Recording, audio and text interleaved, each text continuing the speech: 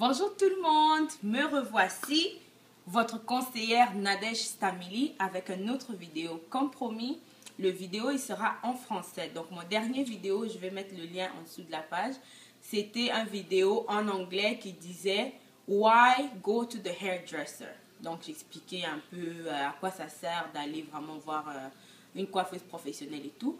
Et aujourd'hui, le conseil, c'est par rapport aux pinceaux de maquillage. À quoi servent les pinceaux de maquillage?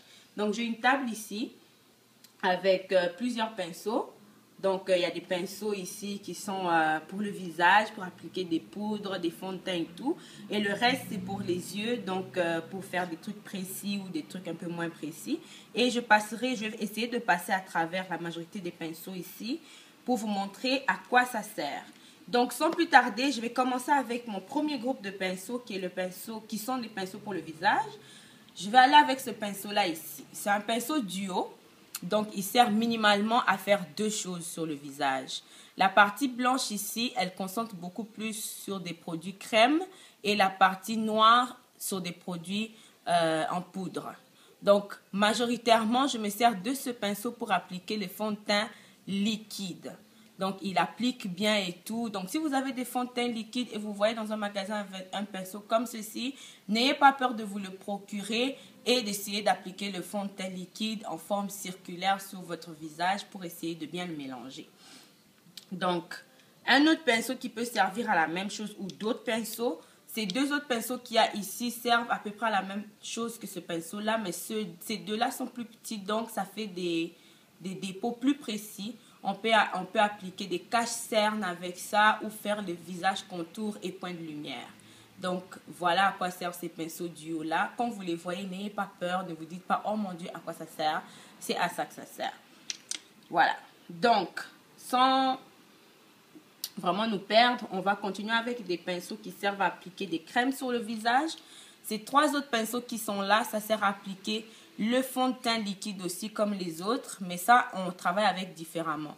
On travaille avec ces pinceaux en forme un peu plus linéaire comme ça. Donc, on fait des lignes sur le visage et on finit par le mélanger. On peut utiliser ceux-là avec les autres que j'ai montré en premier ou seulement ceux-là pour appliquer le fond de teint liquide au visage. Donc, le cache-cerne au contour des yeux comme ça, on peut utiliser ça aussi.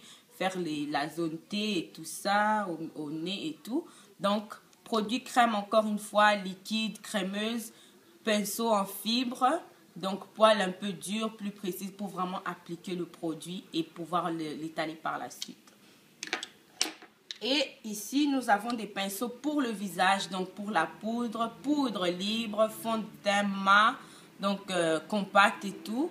Ces deux brosses-là servent à ça. On peut aussi appliquer avec des petits pinceaux de fard à joues, mais ça nous donne moins de jeu.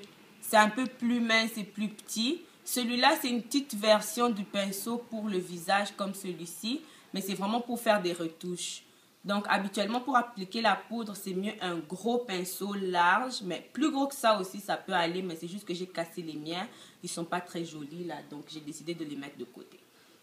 Donc, voilà. Ces deux pinceaux qui sont là, ici, maintenant, plus habituellement, servent à appliquer le blush, donc le fard à joues, ici, sur les joues et tout. Donc, ces deux pinceaux-là peuvent servir à ça. Et comme je disais, on peut aussi se servir de ces deux pinceaux pour faire des retouches de poudre sur notre visage. Un autre pinceau qui peut servir à appliquer le fard à joues et faire des retouches de poudre, c'est un pinceau angulaire comme celui-ci. Mais plus précisément, il sert à faire les contours et à appliquer les points de lumière. Donc, les contours, faire les creux du visage pour créer des reliefs. Et le point de lumière pour donner un peu plus d'éclat au visage avec des produits comme les illuminateurs en poudre, par exemple. Voilà. Et j'avais oublié un autre pinceau qui servait à la même chose que ces pinceaux-là ici. Il est noir, mais il est quand même en fibre. Donc, il est en poil synthétique, mais ils ont juste donné une couleur noire. On peut s'en servir pour faire des caches-cernes et tout et tout. Voilà. Donc, quand je parle de cache-cerne, c'est toujours des trucs pour les contours des yeux et tout. Mais les pinceaux qui sont plus minces, comme ceux que j'ai montrés en poil duo, je vais en reprendre un. On peut l'utiliser aussi pour cacher des taches, des imperfections sur le visage. Bon, Nous avons fini avec les pinceaux pour le visage. Maintenant, on va passer par les pinceaux qui restent ici pour les yeux. Donc, ces pinceaux-là, j'ai fini avec. Maintenant, c'est les pinceaux pour les yeux.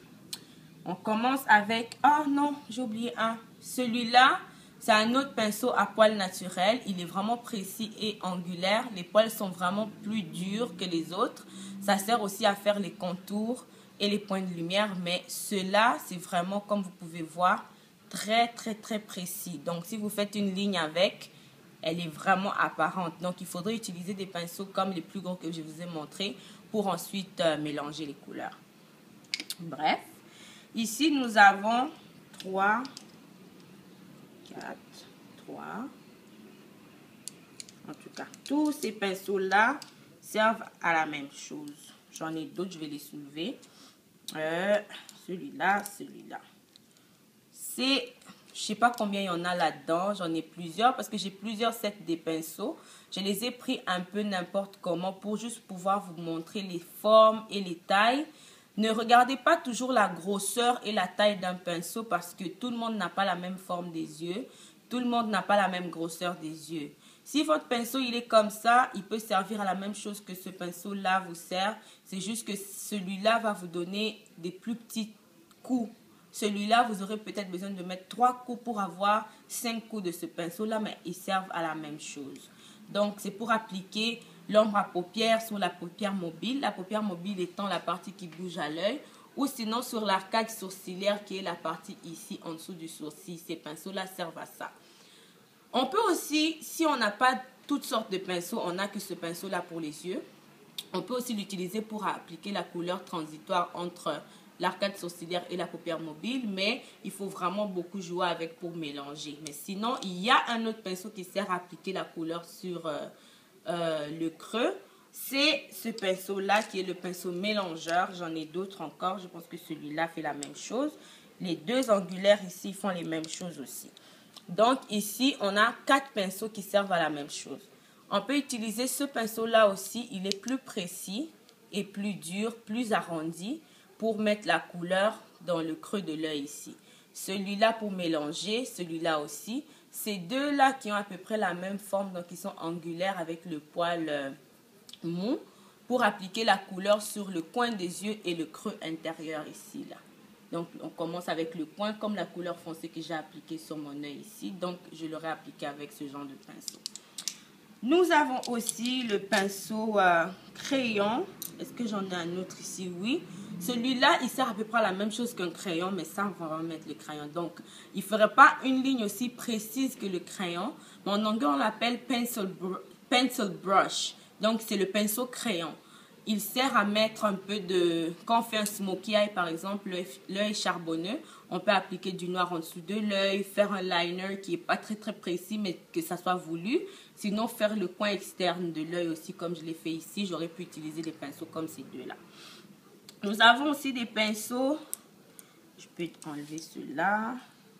Donc, ceux-là ici, c'est en poil synthétique. On peut appliquer du cache-cerne avec.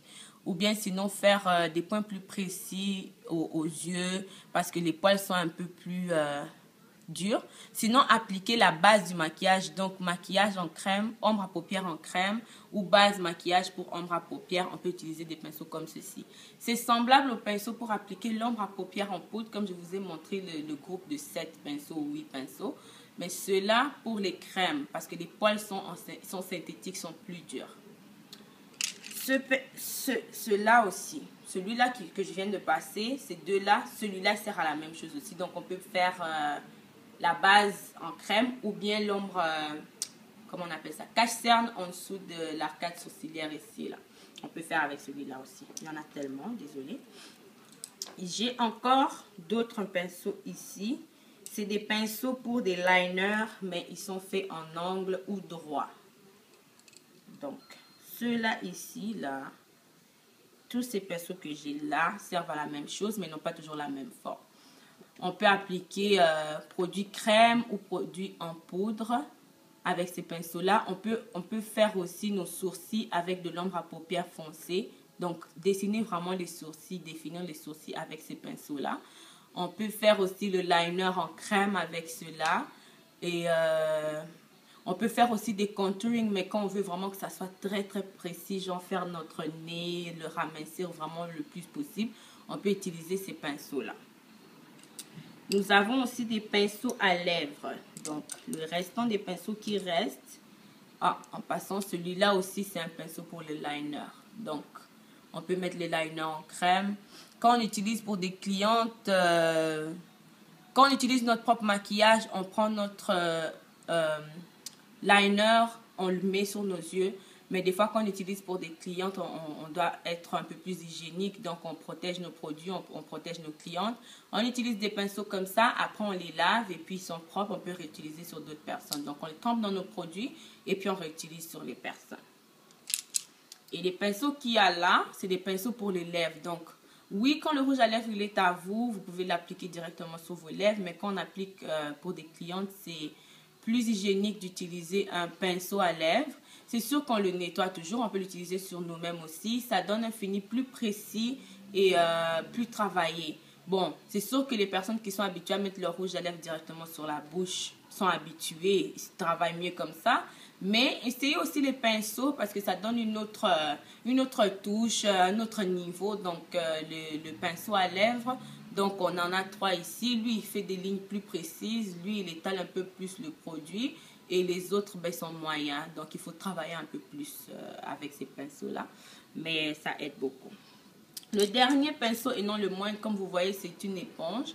Il venait dans le groupe des pinceaux qu'il y a là, mais il pourrait servir comme le pinceau crayon. Donc, on peut mettre un point plus clair à l'intérieur de l'œil avec ça.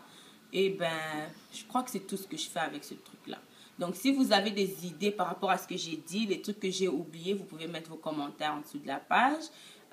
Toutes les autres informations, je vous les écrirai en dessous de la page. J'espère que cette vidéo a pu vous servir. Si vous avez acheté un kit de pinceau et vous ne savez pas trop quoi faire avec tout ce qu'il y a dedans, donc vous pouvez vous tenir à ce que je vous ai donné comme conseil. Et si vous avez des questions et d'autres commentaires par rapport à d'autres vidéos que je pourrais faire, n'hésitez pas à m'écrire. Et comme je vous dis, mon prochain vidéo, c'est une vidéo en anglais qui sera, je ne sais pas encore le titre, je ne pourrais pas vous dire d'avance, mais ça sera en anglais. Merci d'avoir regardé. Au revoir.